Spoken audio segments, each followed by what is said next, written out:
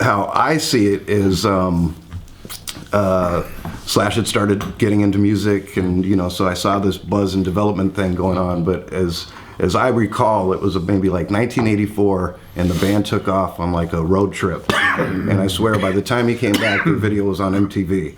So it seemed like overnight, but it wasn't, because there was years of development in getting to that point or something. So it all seemed like, to me, it happened so quickly or whatever, that they just were thrust into kind of the superstardom. My thing, probably around the same year, 1984, is when I started like really developing my art skills in graffiti, and hip hop was really kind of exploding, and I just gravitated towards that culture. I grew up listening to rock. Slash had radio control. We shared a bedroom. I couldn't touch the radio. So it was like, I was brought up listening to all this, Zeppelin and Rush, but Rush. No, never okay. Rush. All right. That was Ronnie Schneider. never Rush. Yeah, but anyway, Floyd, Hendrix, Aerosmith, all that stuff. Yeah. But then when hip hop started to kind of I related to it and developed, kind of a love for that. And the graffiti was like the visual art form of this culture. And so, it was probably 4 years later, about 1988, is when I really started to see the concept of putting art on clothing. And how that came to be was, my mom was a fashion designer, so I was always surrounded by thimbles and sewing needles and patterns and scissors and fabrics, and seeing people come in getting outfitted and sketches being developed. So it just all made sense to me at an early age that we should put art on clothing, and that was kind of just a concept. When I started my brand, it wasn't profit driven at all. It was just kind of like, this seemed like some cool shit to do. So I never really got into it for, I'm gonna make $1 million doing this. It was just like, it happened. I really had a love for the whole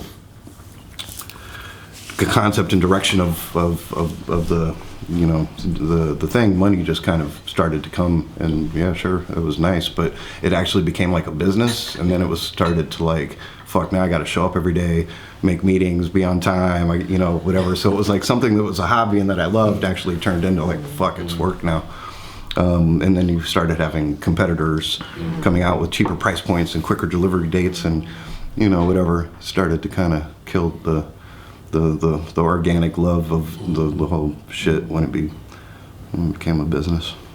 I was just thinking, the hip hop that you were listening to when it first started, that was the badass hip hop. Yeah, even I liked hip hop then. Totally.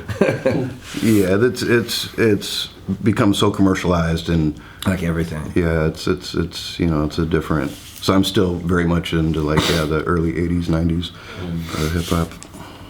I was so busy with guns that during the time, because literally from when he was saying 1984 was the whole developing of that band, and then we may put out a record in 1987, and then we toured until 1989.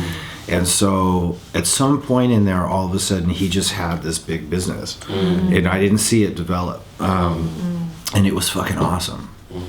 It was towards the, I guess, like 1989, 1990, it started to really get a whole thing going. In the early 90s, it was massive. And I mean, actually, he did my first solo album cover when I did I wasn't really, it's sort of a solo thing. It was called Snake Pit. Yeah. And we did a record, and he did the cover. And then my dad was the art director on the package. It was sort of cool. There was, definitely a lot of support from Slash with Conart, and he was kind of in the background, kind of supporting financially. Became an investor at some point, and I was doing a lot of like the tour merchandise designs for Guns N' Roses, and then a lot of his like solo projects. I probably had my hands on 4 or 5. The first Snake Pit and the second Snake Pit. Yeah, there was a synergy that was going on. Yeah, we were supporting each other.